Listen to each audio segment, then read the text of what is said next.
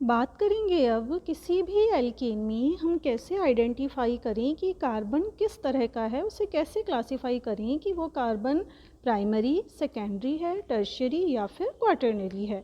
तो इसकी पहचान के लिए हमें ये देखना होता है कि जो कार्बन आगे फर्दर सिर्फ एक कार्बन से अटैच्ड हो वो प्राइमरी कार्बन होता है, जो दो से अटैच्ड है वो सेकेंडरी, और इसी तरह से 3 कार्बन से जो अटैच्ड है वो टर्शियरी, और 4 कार्बन से जो अटैच्ड है वो क्वाटरनरी कार्बन होता है। जैसे कि इस एल्केन में हम देख रहे हैं, इस कंपाउंड में हम देख रहे हैं,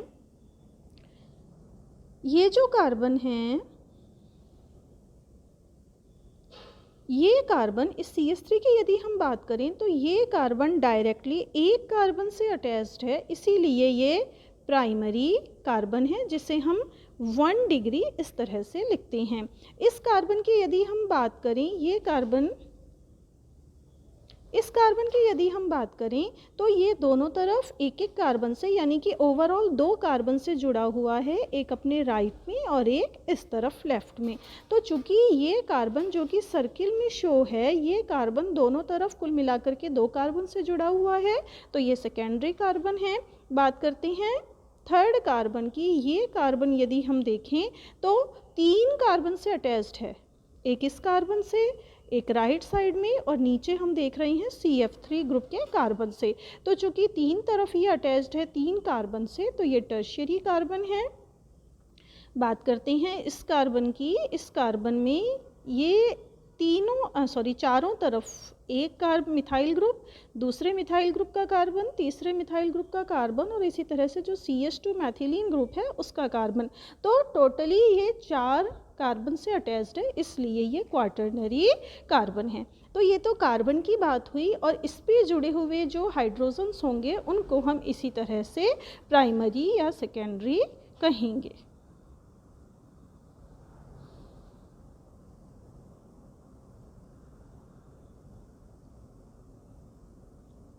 बात करते हैं आइसोमेरिज्म के बारे में। तो जैसे कि हमने पहले कहा था कि एल्केन्स में कोई स्पेसिफिक कोई फंक्शनल ग्रुप नहीं होता, कार्बन और हाइड्रोजन से सिंपली मिलके बने हुए कंपाउंड्स होती हैं, और CnH2n+2 इनका फॉर्मूला होता है। तो ये सिर्फ स्ट्रक्चरल आइसोमेरिज्म शो करते हैं, और किस तरह की आइसोमेरिज्म शो करती हैं देखते हैं। ये सबसे पहले हमने देखा यहाँ पर, ये पेंटेन हम देख रहे हैं, ब्यूटेन में भी आइसोमेरिज्म शो होती है।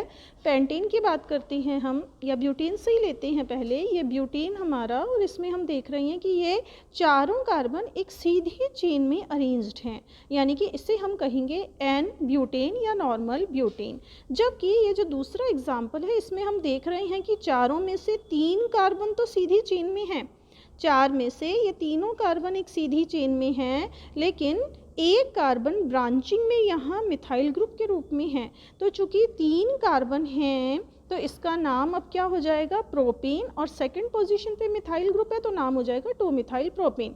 जबकि इस कंपाउंड का नाम क्या रहेगा, एन ब्यूटेन। तो ये एन ब्यूटेन, और इसका जो कॉमन नेम है वो है आइसो ब्यूटेन। तो इस तरह से ब्यूटेन जो है वो आइसोमेरिज्म शो करता है, स्ट्रक्चरल आइसोमेरिज्म। बात करते हैं पेंटेन के बारे में।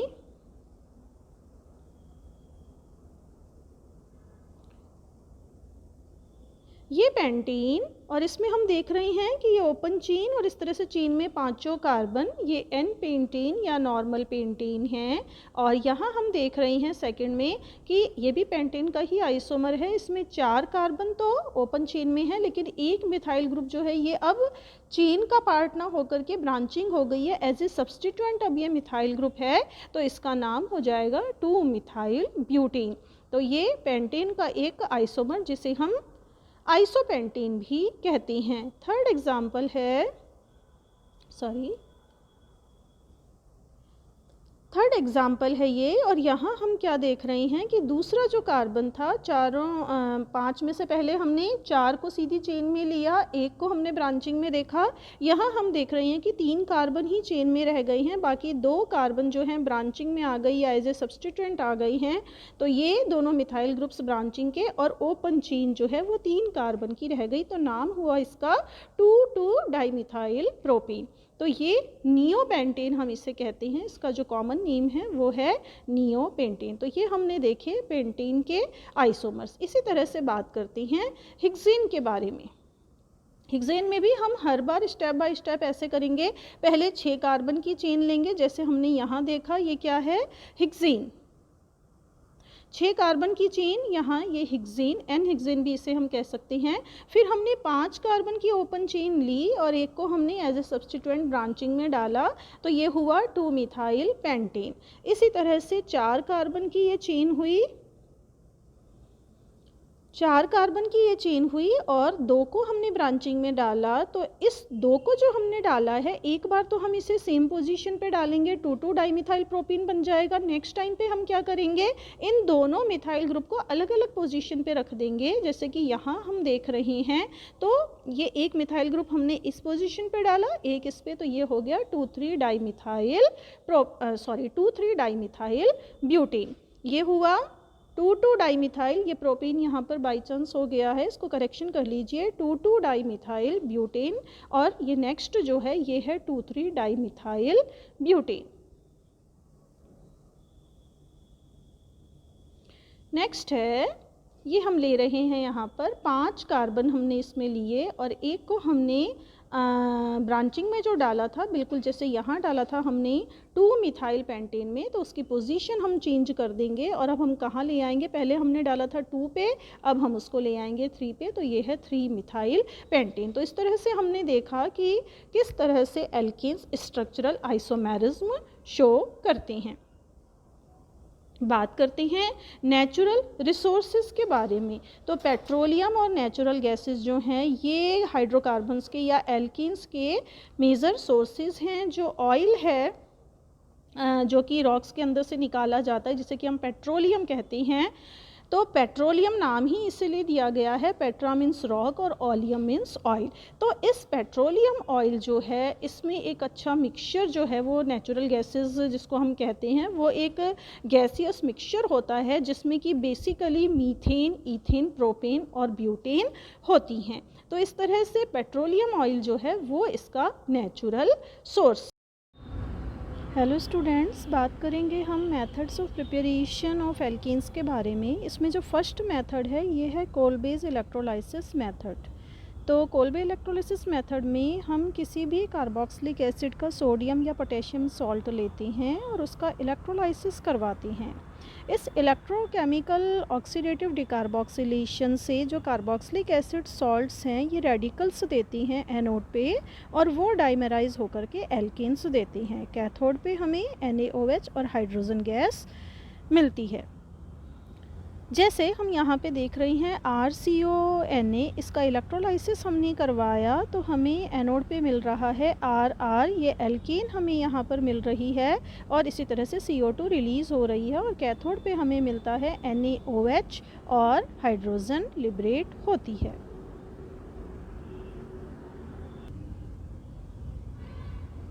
ये इसी तरह से हमने यहाँ पे पोटेशियम सॉल्ट लिया है और इसमें हम मिक्सचर ऑफ कार्बोक्सिलिक एसिड ले रहे हैं। तो जैसे फर्स्ट जो कार्बोक्सिलिक एसिड है, इसे हमने R1CO के से डेजिग्नेट किया, दिखाया, और इसी तरह से R2CO के जो है ये दूसरे एसिड के पोटेशियम सॉल्ट को इंगित करता है। इसका इलेक्ट्रोलिसिस जब हम कराते हैं तो एल्कीन यहाँ पर दोनों के जो एल्काइल ग्रुप से इनके मिक्सचर से बनी हुई मिलेगी, जैसे R1 R2 ये एल्कीन हमें मिलेगी और बाकी प्रोसीजर रिजल्ट सब सेम रहेंगे। जैसे CO2 हमें मिल रही है और कैथोड पे हमें हाइड्रोजन और NaOH मिल रहा है।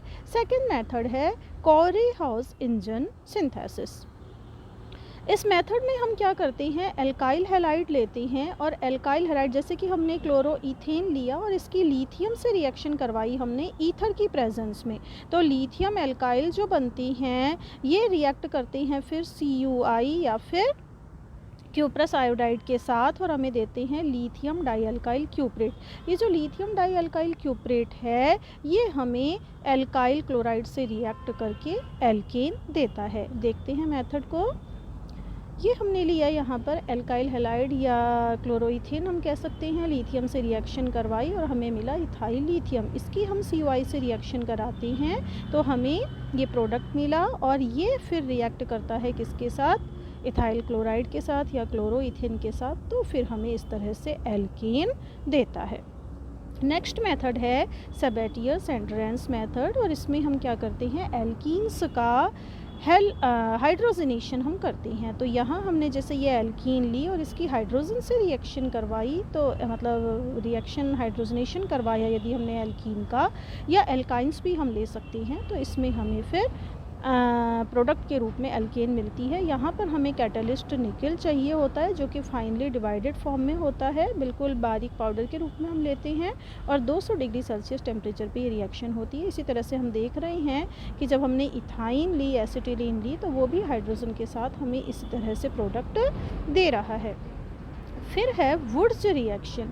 वुड्स रिएक्शन में हम एल्काइल हैलाइड और सोडियम के साथ इसकी रिएक्शन कराते हैं। एल्काइल हैलाइड और इसका सॉल्यूशन लिया और सोडियम के साथ में इसकी रिएक्शन करवाई, हीट किया, तो हमें प्रोडक्ट के रूप में मिलता है एल्कीन। यदि हम ये जो RX है, यदि हम इसका भी मिक्सचर ले लें, जैसे अभी हमने कार्बोक्सिलिक एसिड के रूप में देखा था, बिल्कुल वैसे ही यदि हम इसका भी मिक्सचर ले लें तो फिर हमें प्रोडक्ट के रूप में क्या मिलेगा, दोनों यानी कि CH3 C2H5 इनके डिफरेंट कॉम्बिनेशन से बने हुए अलग अलग एल्कीन्स हमको मिलेंगे। जितने भी पॉसिबल एल्कीन्स हैं वो सभी हमें इसमें मिलेंगे। जैसे हम देख रहे हैं कि CH3X की रिएक्शन हम CH3X और C2H5X यानी कि हेलो मीथेन और हेलो ईथेन, इन दोनों का मिक्सचर लेके यदि हम सोडियम के साथ रिएक्शन कराते हैं तो हमें प्रोडक्ट के रूप में मिलता है प्रोपेन। दोनों के कॉम्बिनेशन से बना, 2 कार्बन का ये इथाइल और 1 कार्बन का मिथाइल, तो इससे हमें मिला प्रोपेन। यदि ये CH3 खुद डाइमेराइज हो जाएगा, दोनों रेडिकल्स आपस में रिकम्बाइन होंगे, तो हमें मिलेगा ईथेन। इसी तरह से यदि इथाइल ग्रुप आपस में सेल्फ कंबाइन करेगा, डाइमेराइज होगा, तो हमें मिलेगा ब्यूटेन।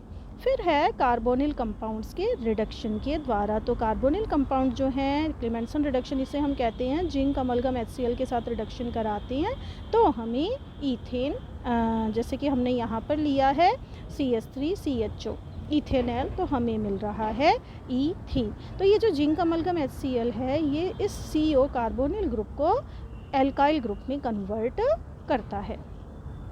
एसिड भी हम ले सकते हैं और एसिड का भी इसी तरह से हम रिडक्शन करा सकते हैं। जैसे हमने यहाँ पर लिया एसिटिक एसिड CH3COOH, तो हमें प्रोडक्ट के रूप में यहाँ पर एल्केन प्राप्त होगी।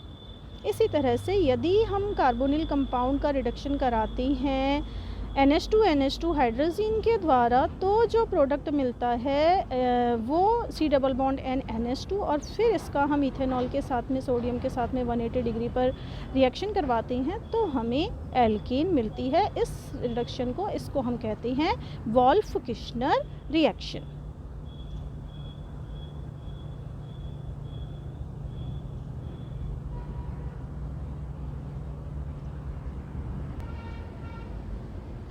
सोडा लाइम के साथ यदि हम रिएक्शन कराएं, जैसे हम यहाँ पे ले रहे हैं कार्बोक्सिलिक एसिड का सोडियम सॉल्ट और इसकी NaOH और CO के मिक्सचर से यदि हम रिएक्शन करवाएं तो हमें प्रोडक्ट के रूप में मिलता है एल्केन और सोडियम कार्बोनेट।